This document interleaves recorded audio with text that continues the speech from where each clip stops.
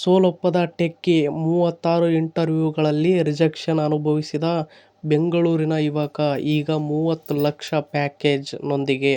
ಈ ವಿಡಿಯೋದಲ್ಲಿ ಈ ಮಾಹಿತಿಯ ಬಗ್ಗೆ ಸಂಪೂರ್ಣವಾಗಿ ತಿಳಿದುಕೊಳ್ಳೋಣ.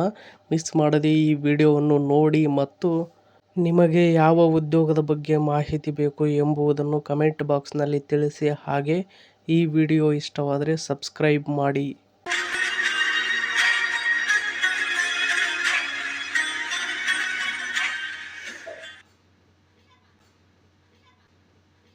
ನನಗೆ ದೊಡ್ಡ ಸಂಬಳ ಸಿಕ್ಕಿಲ್ಲ, ಆದರೆ ಇಷ್ಟು ತಿಂಗಳುಗಳ ನಂತರ ನನ್ನ ಕುಟುಂಬಕ್ಕೆ ಆರ್ಥಿಕವಾಗಿ ಬೆಂಬಲಿಸಲು ಇದರಿಂದ ನನಗೆ ಸಾಧ್ಯವಾಗಿದೆ ಎಂದು ಯುವಕ ಸಾಮಾಜಿಕ ಜಾಲತಾಣದಲ್ಲಿ ಬರೆದುಕೊಂಡಿದ್ದಾನೆ.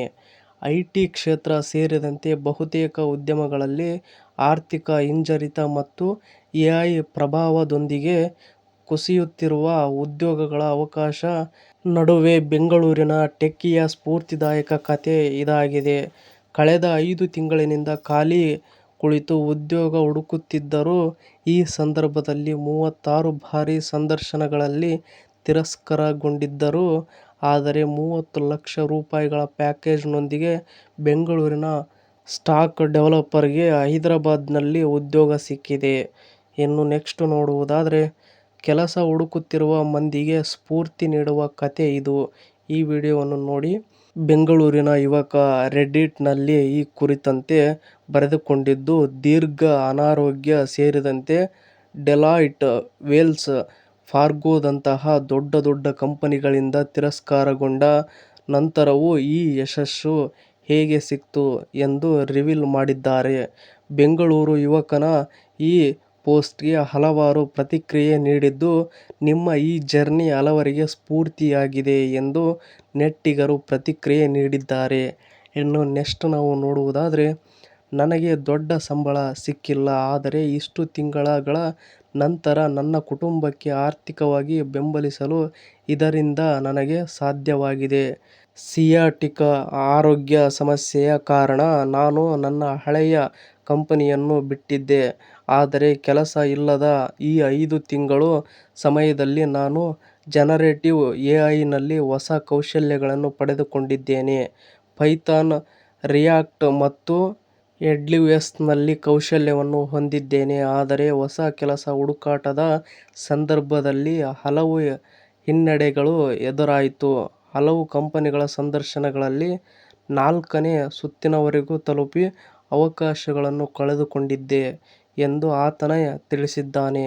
ಇನ್ನು ನೆಕ್ಸ್ಟ್ ನೋಡುವುದಾದರೆ, ಕುಟುಂಬ ಬಿಟ್ಟು ಏಕಾಂಗಿಯಾಗಿ ಹೈದರಾಬಾದ್ಗೆ ಹೋಗಿದ್ದು.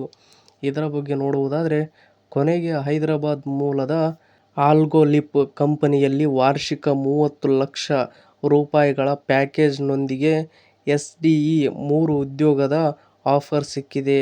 ಈ ಕೆಲಸಕ್ಕಾಗಿ ಬೆಂಗಳೂರಿನಲ್ಲಿ ಕುಟುಂಬವನ್ನು ಬಿಟ್ಟು ಏಕಾಂಗಿಯಾಗಿ ಹೈದರಾಬಾದ್ಗೆ ಪ್ರಯಾಣ ಮಾಡಬೇಕಿದೆ. ಇದು ಜೀವನ ಪ್ರಯಾಣದ ಒಂದು ಭಾಗ ಎಂದು ತಿಳಿದಿದ್ದೇನೆ ಎಂದು ಟೆಕ್ಕಿ ಬರೆದುಕೊಂಡಿದ್ದಾರೆ.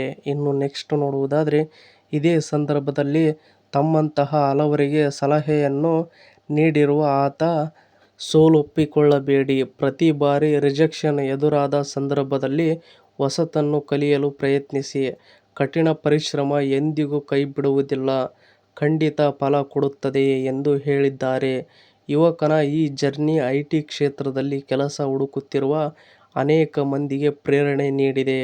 ಇನ್ನು ಇದೇ ತರಹದ ಶಿಕ್ಷಣ ಹಾಗೂ ಜಾಬ್ ಸಂಬಂಧಿತ ಸುದ್ದಿಗಳನ್ನು ಓದಲು ನಿಮ್ಮ ಜಾಬ್ಸ್ ಅಂಡ್ ಎಜುಕೇಷನ್ ಅಪ್ಡೇಟ್ ಚಾನಲ್ನ ಸಬ್ಸ್ಕ್ರೈಬ್ ಆಗಿ. ಈ ವಿಡಿಯೋ ನೋಡುತ್ತಿರುವವರು ಇನ್ನೂ ಯಾರ್ಯಾರು ಸಬ್ಸ್ಕ್ರೈಬ್ ಆಗಿಲ್ವೋ ಪ್ಲೀಸ್ ಎಲ್ಲರೂ ಸಬ್ಸ್ಕ್ರೈಬ್ ಆಗಿ ಮತ್ತು ಈ ಅಪ್ಡೇಟ್ ಬಗ್ಗೆ ನಿಮ್ಮ ಅಭಿಪ್ರಾಯ ಏನೆಂದು ಕಮೆಂಟ್ ಬಾಕ್ಸ್ನಲ್ಲಿ ತಿಳಿಸಿ. ಹಾಗೆ ಈ ವಿಡಿಯೋ ಇಷ್ಟವಾದರೆ ಸಬ್ಸ್ಕ್ರೈಬ್ ಮಾಡಿ, ಸಪೋರ್ಟ್ ಮಾಡಿ. Thank you for watching friends. ಎಲ್ರಿಗೂ ಧನ್ಯವಾದಗಳು.